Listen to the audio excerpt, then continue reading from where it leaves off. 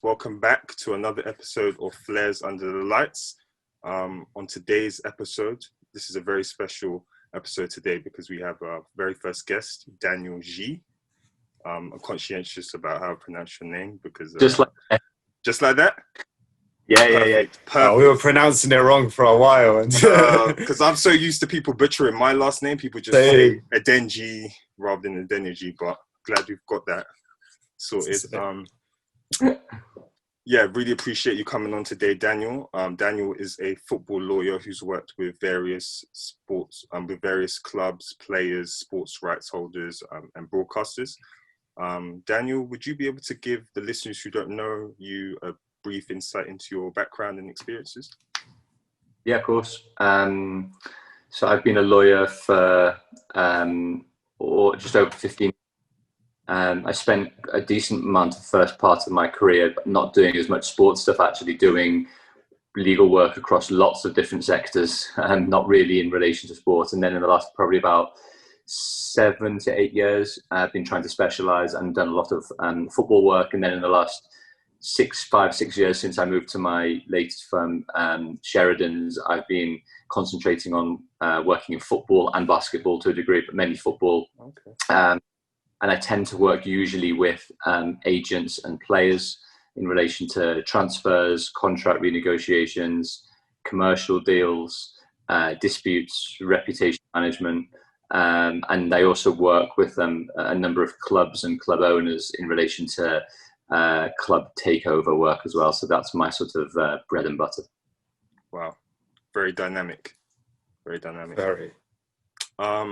So just to get into the meat of this podcast, we're very conscious of time. We know that we don't have a lot. So today's episode, we're going to be discussing the transfer market and how COVID has affected it. We'll touch on financial fair play and what the relaxing or easing of that means. We'll discuss whether it's the transfer market is more of a buyer or seller's market after COVID has affected it. And hopefully you're able to give us some nuggets on, your experiences and any awkward moments of panic that have happened late in the transfer deadline day as well. We want to know about your experiences with agents as well. Yeah, that as well. So just who's advising Peter Odemwingie? That's a good one to talk about at some point as well, because that type of thing isn't that uncommon, is the truth. There was a great Athletic article a couple of days ago that talked about all of those things that I'd really recommend. But yeah, we can get into that. That's exactly what we want. So just to start off with, obviously that we've seen how the transfer market has been extended to the 5th of October as the deadline. And we've seen that due to COVID, we've had an extended summer window. And now we're approaching the conclusion of it. How do you feel the effects of COVID have caused high transfer activity late in the window? And do you foresee it getting busier in the coming days?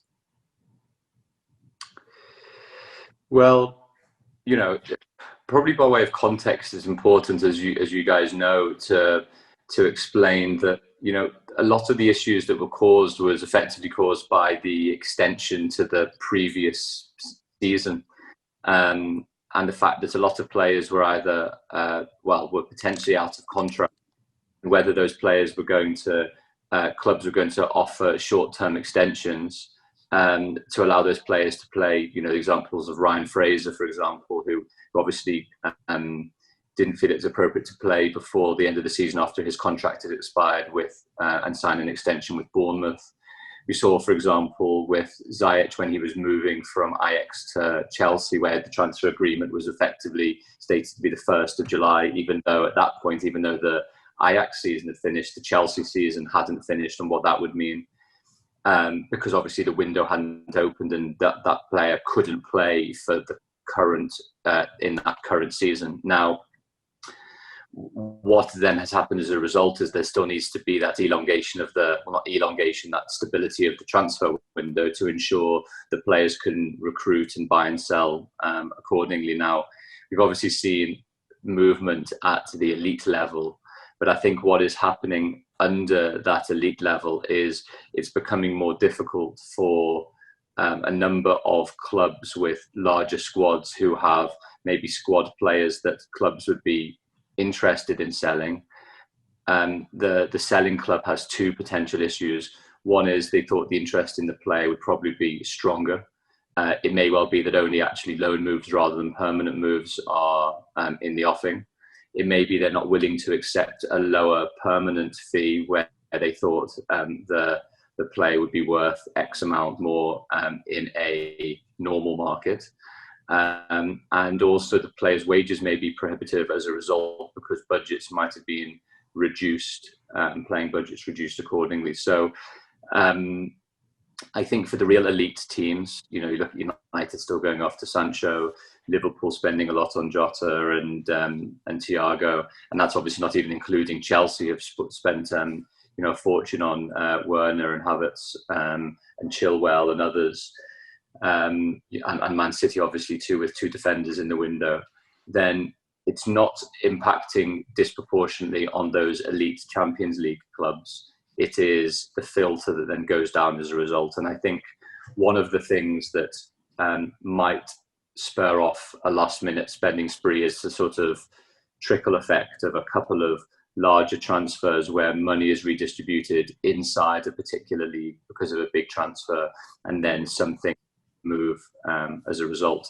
But it's like anything. It's like, you know, playing multiple games of jigsaw, really, in a way. Once one jigsaw piece falls into place, one player is sold, one matter is resolved, another one then happens as a result. If someone buys one right back, it means someone has that money to be able to go after a striker. And if that striker then signs, then the other club needs another backup striker or another position to be able to do. And then that money starts, in a very basic way, recycling. Like Bale and Ozil, I think. But also, Dan, you did touch on Chelsea's spending. Obviously, Chelsea did a lot of their spending quite early in the market. They managed to secure deals even before the market opened. Why is it teams like Chelsea have managed to or have opted to go for that sort of transfer strategy, whereas Man United, a team like Man United, doing quite the opposite and waiting right until the last moment to try to sort out the deals? Both teams financially have the same sort of backing, so why is one team taking one strategy, one the other? It's difficult to say. It might well be that Chelsea have paid the premium that the selling club wanted in order to get the player out at the early stage. So, for example, Havertz was still a huge amount of money, reported £75 million as a transfer fee.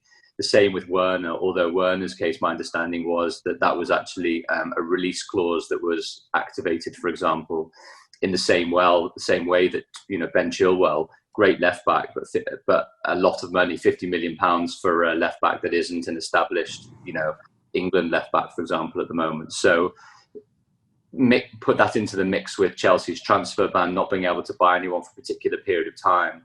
They may have felt that their best approach was to target lots in advance, potentially pay a premium to get players in early, the same as Ajax as well, obviously, from Ajax. And that gives them more settling in time. Whereas when you have a pretty complicated transfer with a nuanced seller like Dortmund for example, Sancho, for me, it just simply demonstrates the difficulty in getting high-profile, complicated transfers over the line, and that negotiating strategy. Now, for whatever is reported, are not involved in the deal.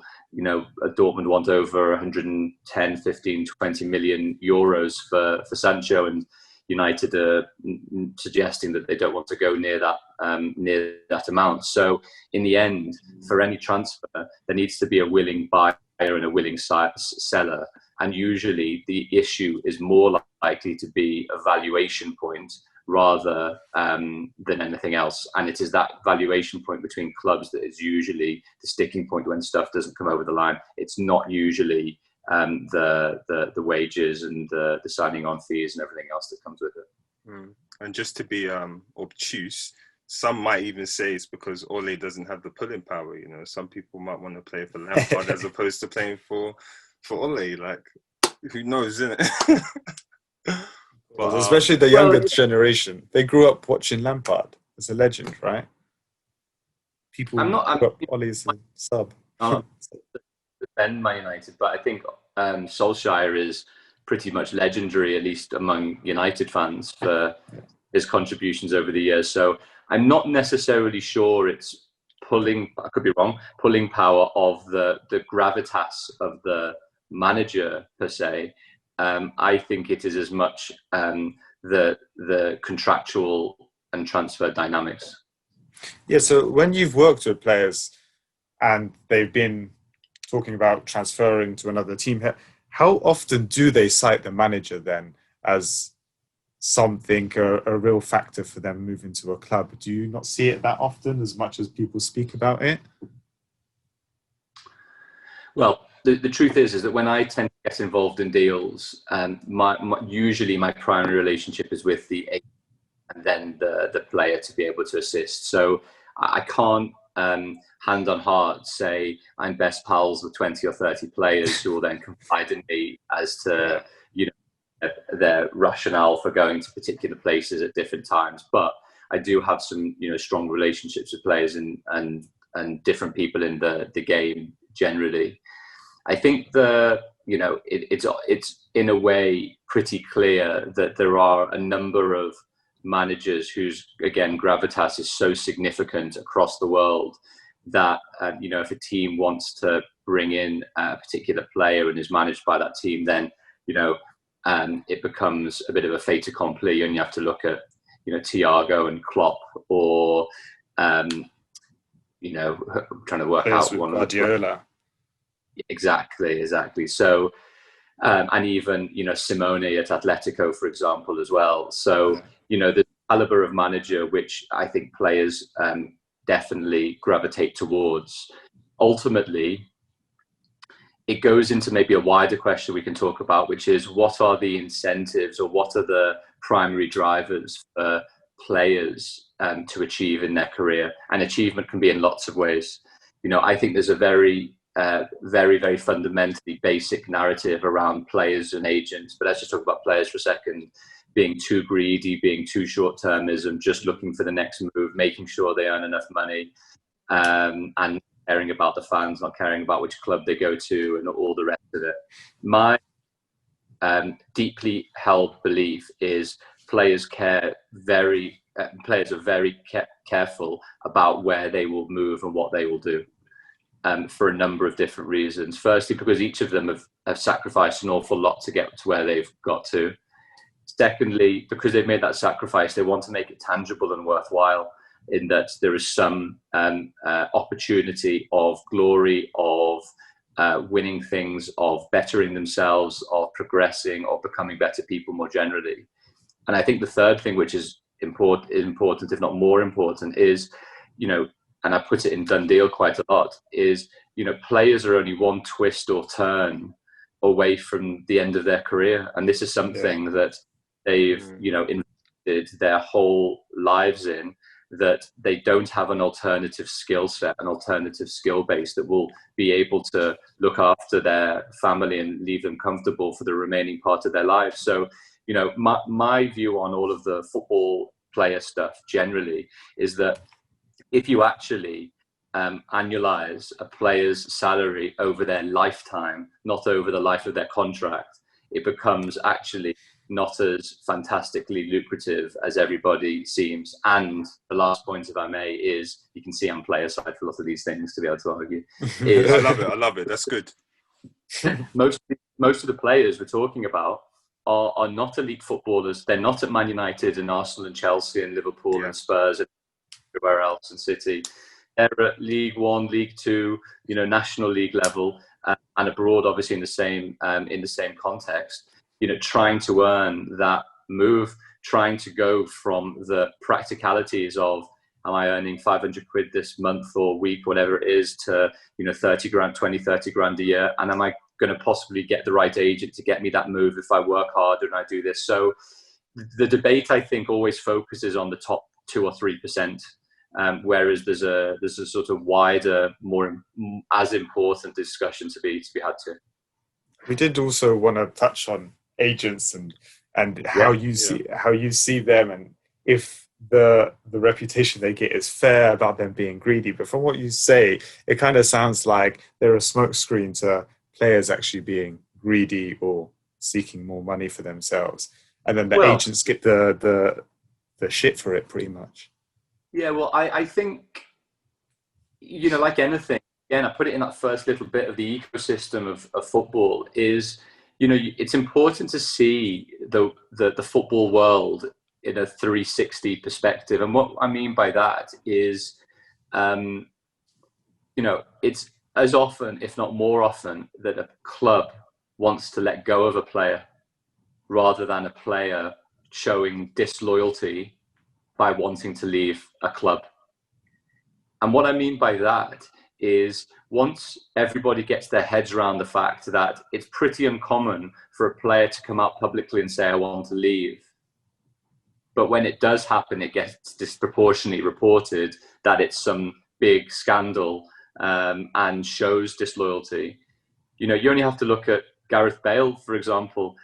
I always find that narrative rather odd, in that we have a player who wants to play for his club that is getting demonized for not adhering, before he moved to Spurs, to his employment contract that was signed with his employer. And somehow that shows disloyalty to the club by not moving on because it's not in the club's interest, for example. So what I wanted to try and do in the book a bit and explain now is, if we take the agent perspective, a lot of the time, clubs absolutely require agents to be on side for lots and lots and lots of different reasons. They will take the brute force when things go wrong.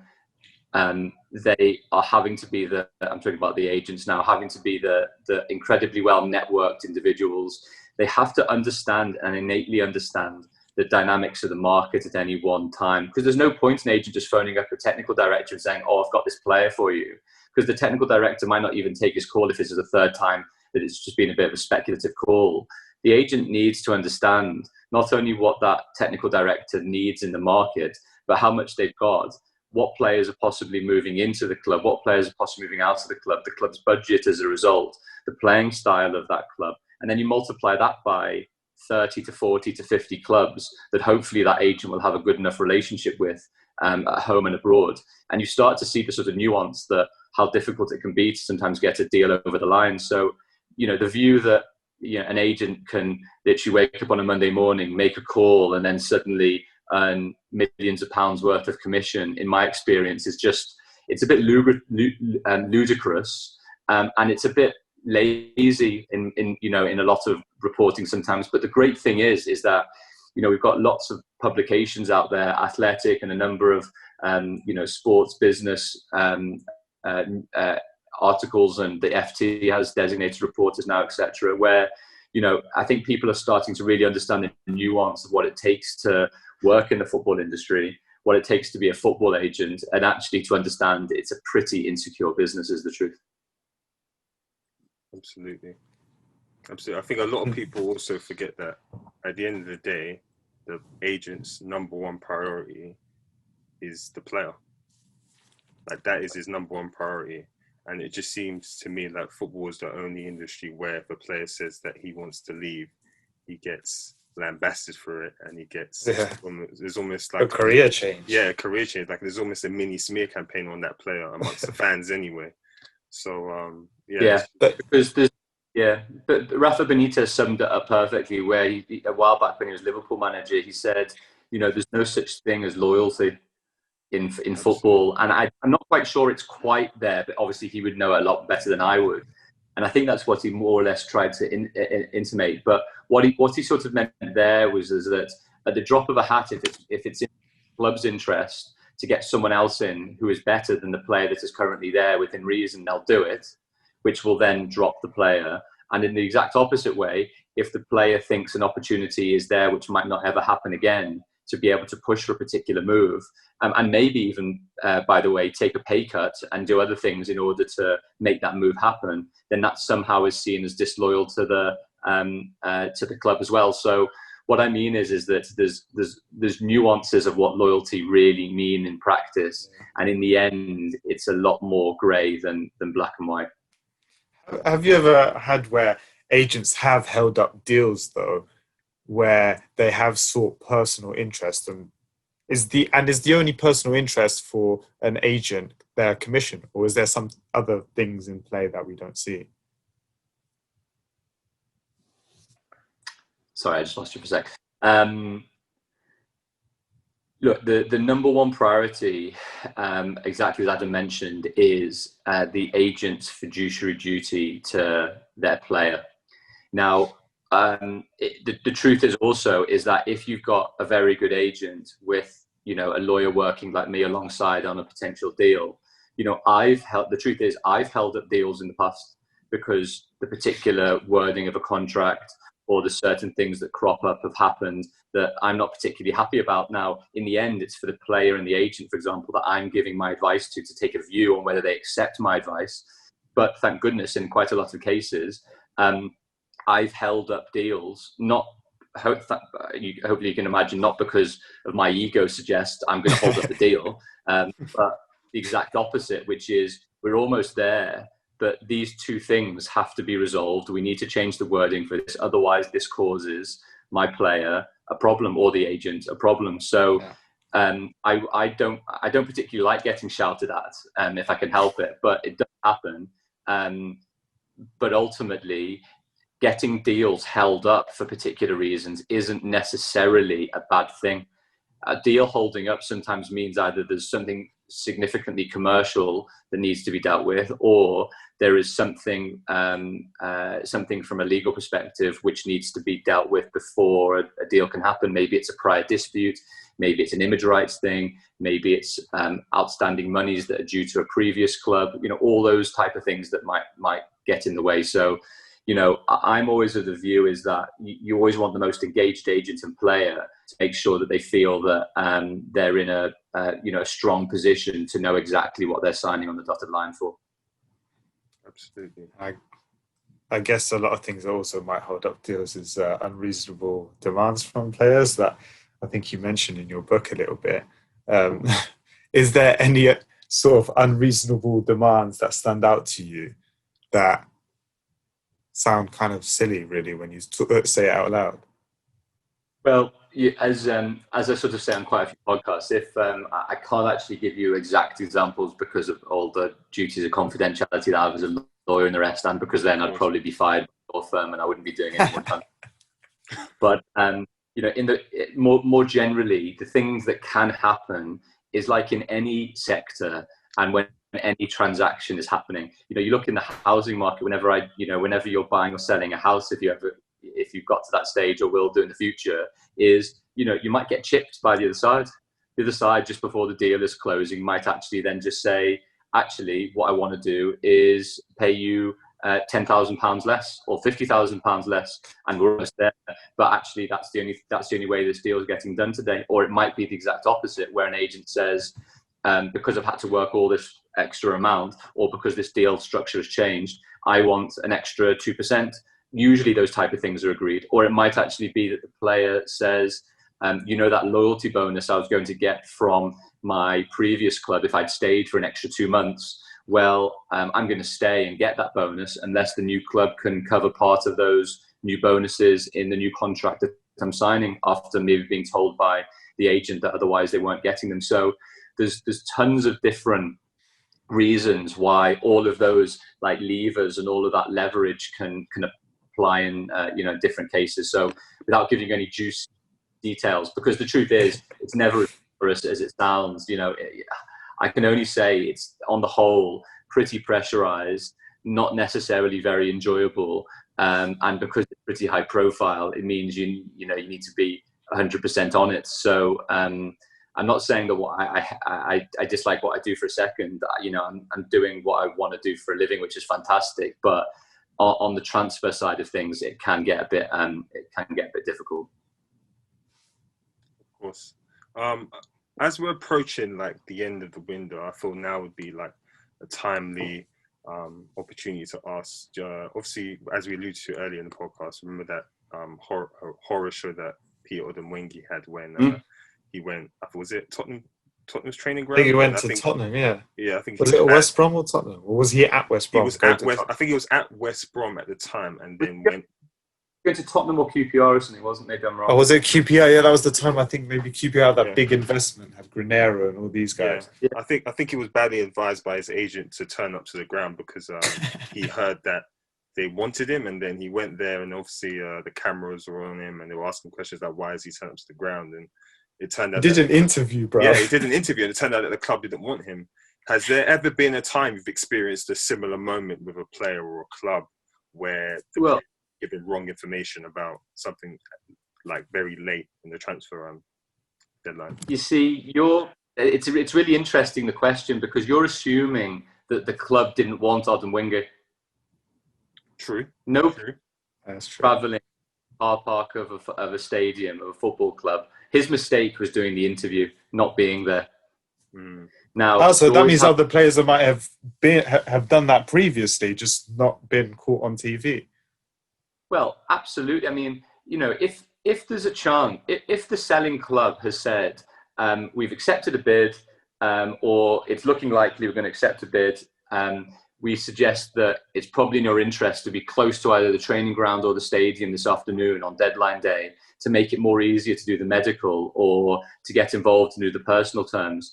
You hear lots of stories and lots of reports about how the player and his agent will be travelling to the training ground of the potential buying club in the afternoon and literally waiting in the car park, waiting for the all clear to know that another deal that their selling club is potentially doing to bring someone in, so that then they can, move on that player. So, I think actually Odemwingie is a very interesting example of where on the surface it looks like he's been very silly in what he's done.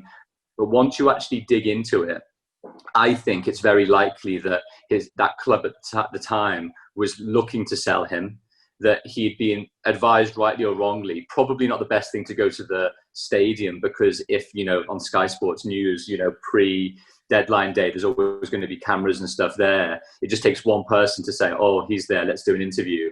So that doesn't look great. But ultimately, I would say the exact opposite. I would say an agent or a player hasn't prepared well enough for the opportunity to sign for a new club if they're 400 miles away 5 hours before deadline day and they need to get in the right position to be able to get a deal over the line. So to me, it's actually pretty common to be as prepared as you possibly can if a transfer was to happen. If it doesn't happen, then in a way, nobody knows. Nobody knows how many players and agents have waited in the training ground car park for 6 hours waiting to know whether a deal is going to get over the line or not. But in my experience, why wouldn't you, if you've got the consent of your current club, to be able to try and finalise that deal? So the moral of that story. Moral of the story: if you feel, try not to. If you feel in the car park. Sorry, what was that? The moral of the story is trying to Sky Sports in the car park on deadline day. And if you kind of ruined the Odemwingie saga. And if you fail to prepare, you're prepared to fail. That's another one as well. Exactly right. And the best agents will always know the right way to go about doing it, which doesn't provide, doesn't mean the players front and center walking into a stadium 10 minutes before deadline day, the deadline drop-off point. It might be that they've been in the stadium all day and got there at 8 o'clock in the morning because they don't want the publicity. I mean, I think it was reported that Berbatov was quite close to signing for City on deadline day, or quite close to deadline day, I remember, and it ended up being the case that Ferguson picked up Berbatov from the airport, took him. Yeah, I heard that. Yeah, literally kept him in Old Trafford so he couldn't really go anywhere else and sign. And the only way that I think everyone knew that Berbatov was in Old Trafford was because some of the TV cameras spotted him walking in the corridors of Old Trafford from outside the building. So it's not as it's not as an outlying position as people come to expect. We wanted to trash a player. No, well, the thing is, the more people that you get on the pod, that are working in the industry and knowing what's going on and all the rest of it, is that there's always an angle for everyone doing something. That's what I mean. That's one of the bits I put in the book, is like, when there's a newspaper article about a player wanting to leave, you can be pretty sure it's either where the angle of that story is going to be placed. Sometimes it might actually be placed by a club-friendly journalist to get the team, the fans on side for when that player actually leaves, for example. So it looks like it's not the club's fault.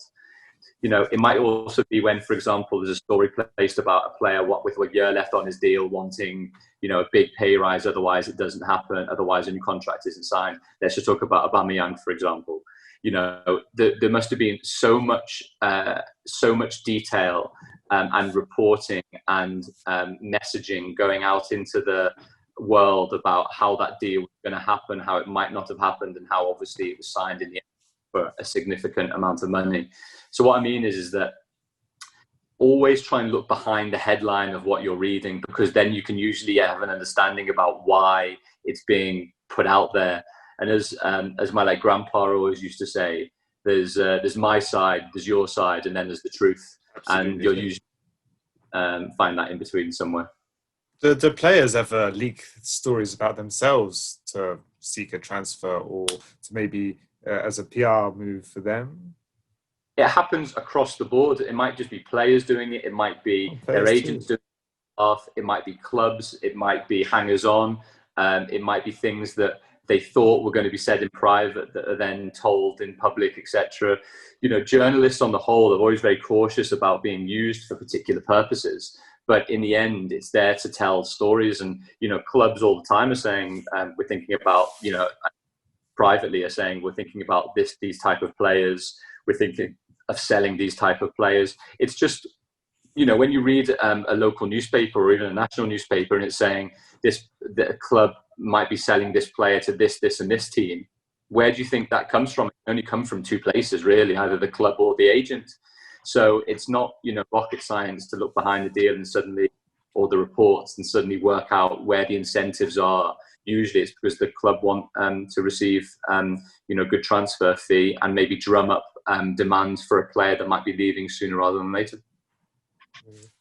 And it's in the player's interest to leak stories, I guess, if they want to leave and they want to let everyone know that they're on the market, despite the reputational damage it could give them and have all the fans hate them. That's exactly the point. Like, a lot of the time, it's the last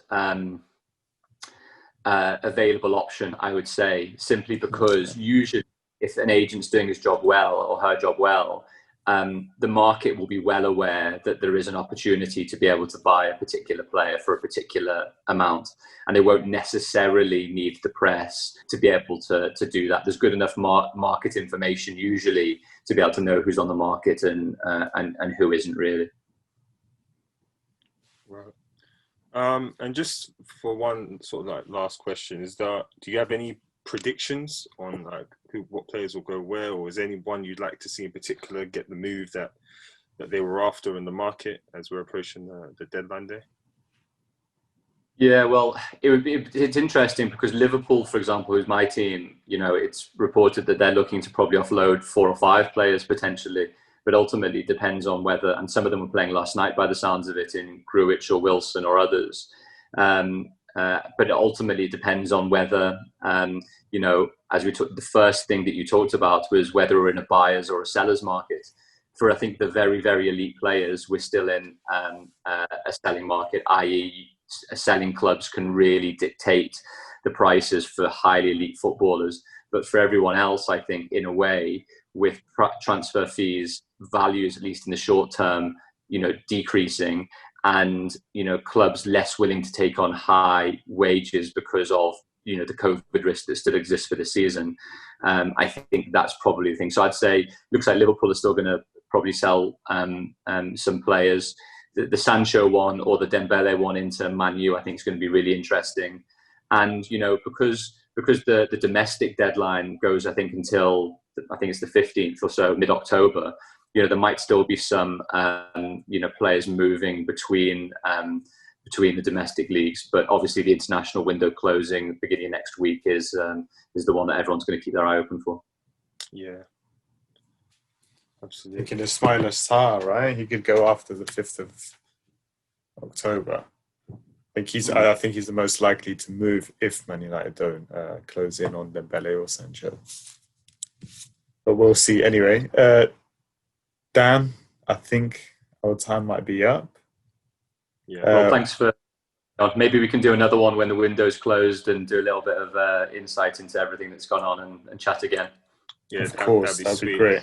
Before we finish up, would you like to promote your book or any projects or any YouTube videos coming up? Where can people find your book?